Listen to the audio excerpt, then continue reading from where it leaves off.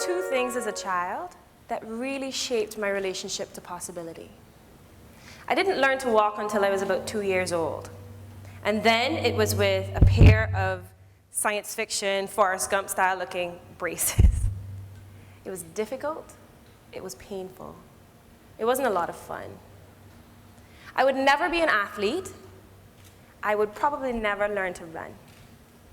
I learned from this that I am physically incapable, and there are things that are impossible for me. I also learned from other traumas in my childhood to resent weakness. I learned that certain things make you weak, certain emotions make you weak. So there were good emotions, and there were bad emotions.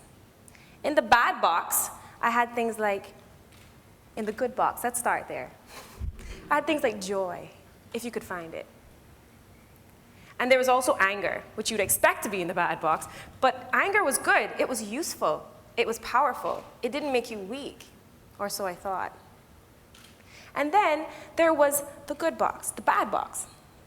So I started with the good box, and now we're in the bad box. And in this box, you would find things like hurt, disappointment, fear, vulnerability, anything that I thought made you weak.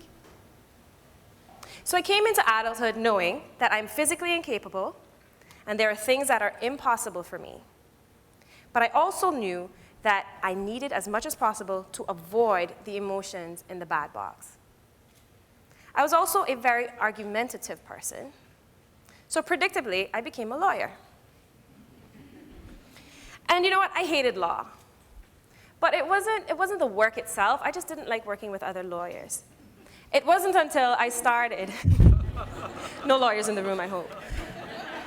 It wasn't until I landed a position in a health insurance company that I had my first real experience of occupational wellness. Now I know what you're thinking. What is that? Now to me, wellness is the intentional pursuit of the optimized human experience. So occupational wellness had 4 things in it for me. I needed to be rewarded for my work, and I also needed the 3 elements of Danielle Pink's motivational theory. That was purpose, autonomy, and mastery. So I was very hardworking. I was cutting. I was righteous, aggressive, a bit of a control freak, predictably. But I was a very driven career woman. And what did I lose by this? I lost out on things like connection and intimacy, gentleness. No one would have guessed that the thing I wanted most in life was to be loved, to have a family, to be taken care of. But years of shoveling the bad emotions into this deep, dark place inside of myself and hiding them and just turning my back on them couldn't last forever. After a while, they began to express themselves without my permission. So little irritations would pile up and become dissatisfaction with life. And over time, dissatisfaction with life became hopelessness. And hopelessness led to depression. For over 2 years, I would wake up in the morning and not want to get out of bed. The world was a place that I just didn't understand. And most of all, I couldn't understand how other people around me were getting on with their lives. I mean, there were people in my life that were going through real hardship, like divorce or a layoff. And they had a smile on their face, and they didn't even look like they were faking it.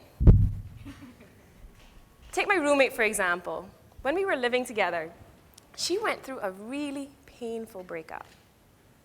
She spent one evening on the couch with me and a bottle of wine and Sex and the City reruns. The next day, she jumped up and she went to the gym. And she did that every day following. And within a week, she was like brand new. And I just couldn't understand it. I watched her with wonder. How does she do that? And then you know what? I made up my mind. It must be the gym.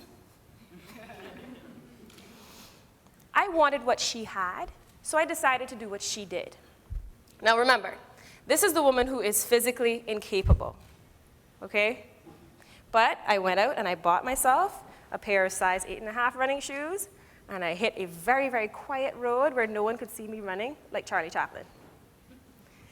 I just wish that I could tell you that I ran off into the sunset and life was so much better after that. But no. It was pure hell, okay? It was awful. Every step I took, it was like, I will never run again. But you know, that driven part of me couldn't quit. The following day, I strapped them on again, and I was off into the sunset, right? And a funny thing started to happen. I slept well for the first time in over a year. I began to eat well. I'd see 1 donut equals 3 miles of punishment, not touching it. I would come home from work really irritated by something that my boss had said, and I'd strap on my running shoes and beat that pavement like it was her face. You know, I had found a well of possibility in physical wellness. I dipped a bucket into it and poured it out onto all of the other thirsty parts of my life. And pretty soon, there was a growing sense of accomplishment and a growing sense of purpose.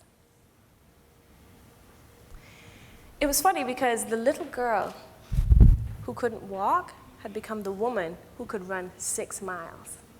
I had made the impossible possible.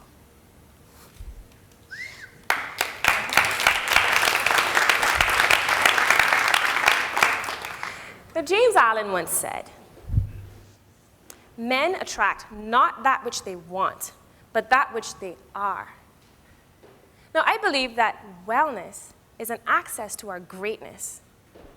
And if we are able to be great, we can achieve and attract great things. Now, ontological coaching, which is based on this principle, has become my passion. I've seen that lesson that I learned with that first pair of running shoes replayed over and over and over in the lives of my clients. Let's visualize wellness as a wheel.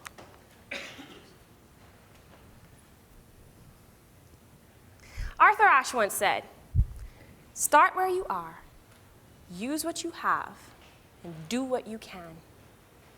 So you can see that even in the darkest moments of depression for me, I was able to use my strength, my intellect, to ask the question, how come she's happy? The answer to that question opened a door for me, the door to the gym, right? And then I was able to leverage my physical weakness into a strength. This then spilled over into emotional balance.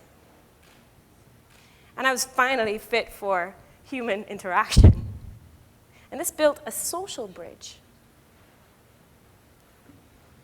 Now, having put thousands of people through workplace wellness programs, I've noticed that there are 3 main attitudes to wellness. Either we ignore it all, just ignore it, or we ignore most of it but pick up the pieces that we like and focus, or we intentionally pursue all of it and pursue that optimized human experience. Now, the majority of us, and almost everyone, is in 1 or 2. We're ignoring something. But a clue to where you can be found is in the dream that you feel will never come true. So take a look. What feels impossible for you right now? Now, I get answers to this question every week in my practice. I'm never going to lose this baby weight. Or, there is no way I'm going to find a decent man in this town. I know you, Or, it's impossible for me to enjoy the work that I do and bring home the paycheck that I want.